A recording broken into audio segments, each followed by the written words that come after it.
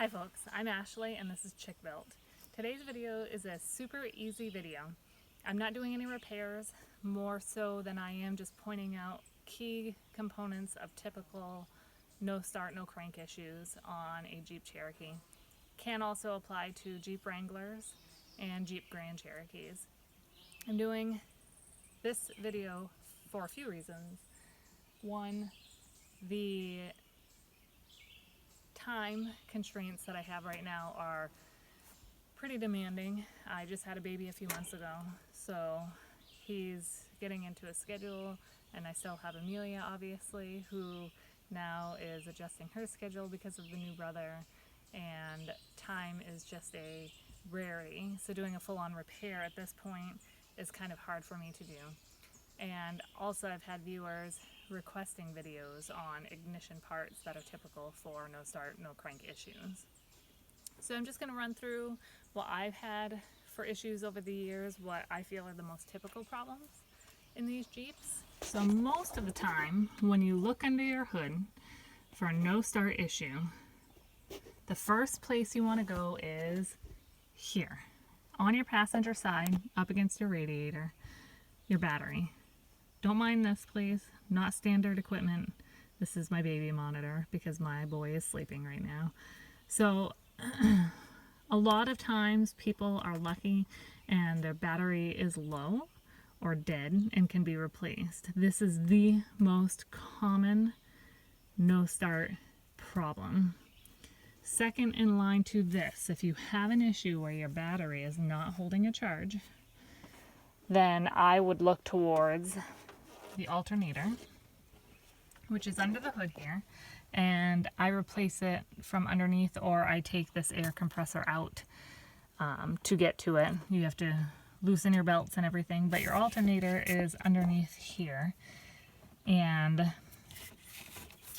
well, you kind of can't see it from here, but I guess you can, I guess.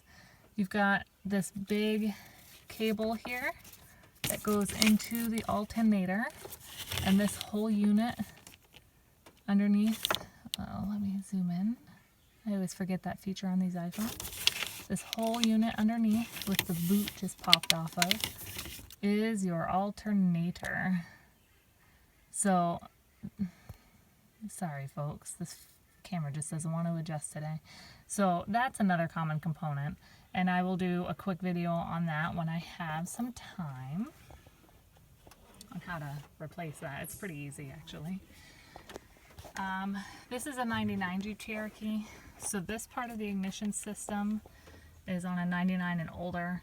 2000-2001, this distributor and spark plug wires are obsolete, and they go to what they call ignition coil rail, which goes the full length of your valve cover. So it starts basically on the firewall end of your valve engine and goes to the very tip top of your engine where your last spark plug is.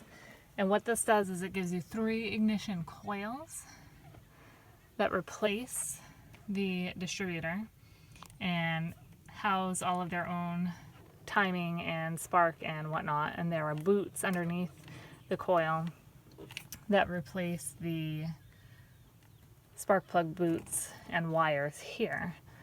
So these can also be an issue. I've had these spark plug wires arc, and the boots underneath the coil rail will also crack, and basically that's all it is. It's just weather cracking. These engine compartments get really hot when they run, and then they cool down, and really hot and cool down.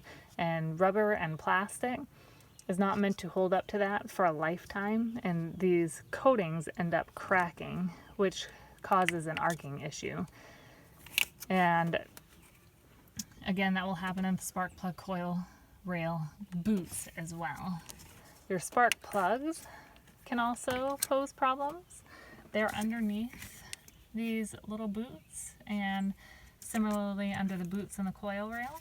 This is your spark plug here.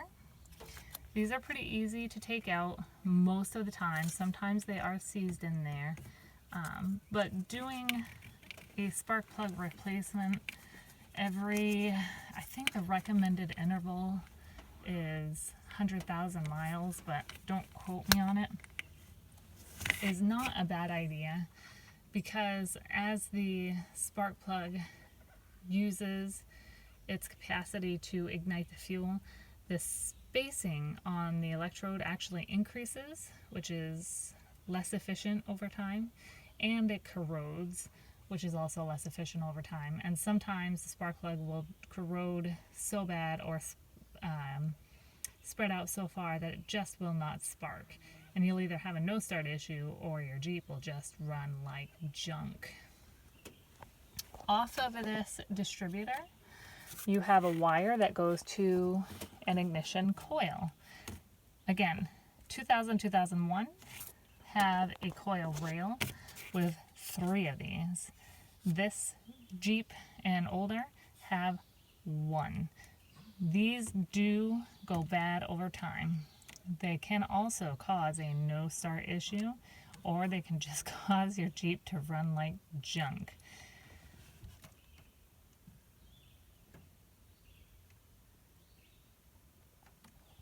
And that underneath the hood is what I've dealt with typically the most. Now, underneath the Jeep, you can get a better look at a couple of things. Underneath the Jeep, this is most top 3 things I would say. Battery. This is going to be the second. Starter. This goes into the bell housing of the transmission.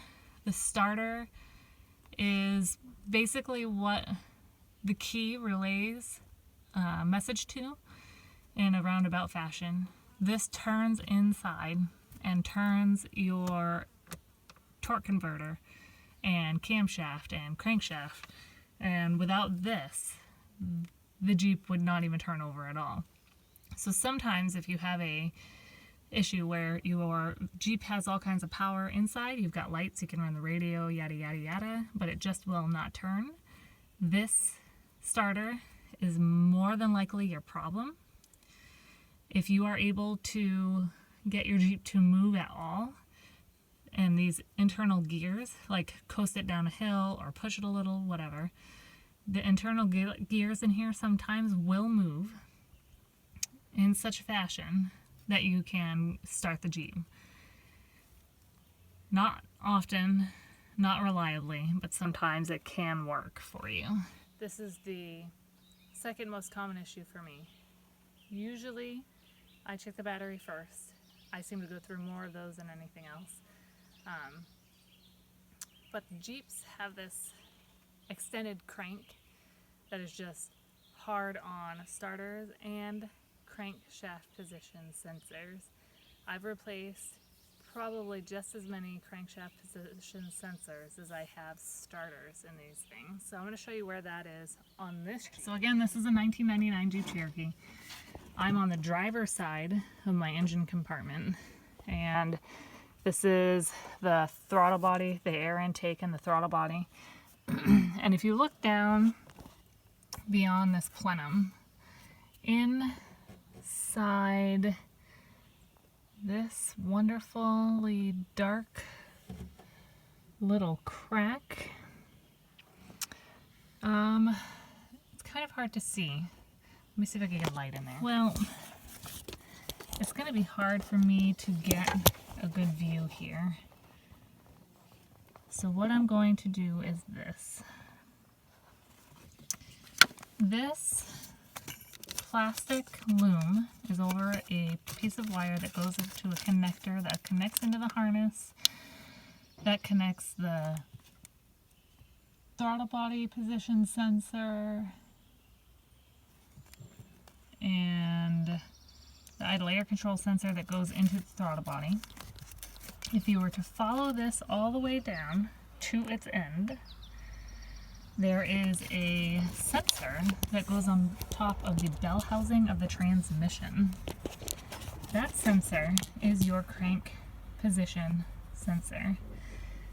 All of these sensors that I've replaced over the years have 2 10mm bolts. Oop, the boy's waking up. This one you can reach from the top of the engine compartment. I've had to get underneath a lot of Jeeps with extensions and swivels and whatnot. And hold that thought, I'll be right back with you guys.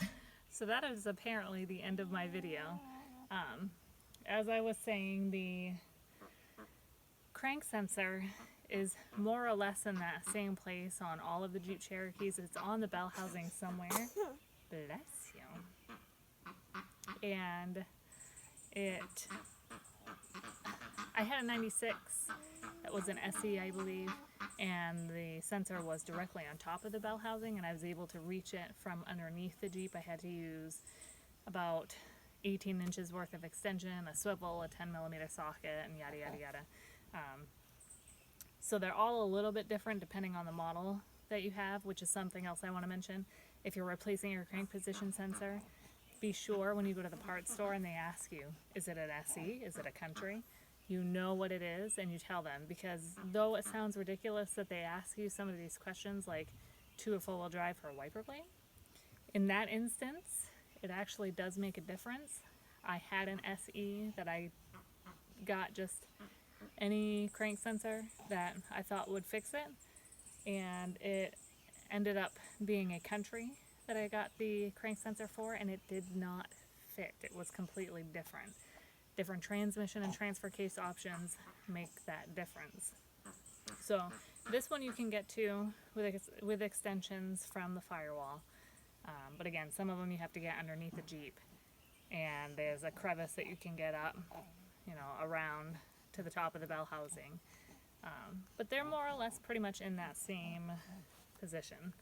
So, and I know I said second top thing was starter, but I changed my mind, and I think second top thing is actually crank position sensor, because I've replaced quite a few of those.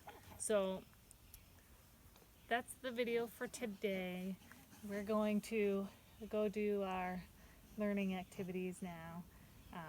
Thanks again, guys, for your patience in dealing with my absence, and thank you for tuning in today, and I can't wait to see you all next time.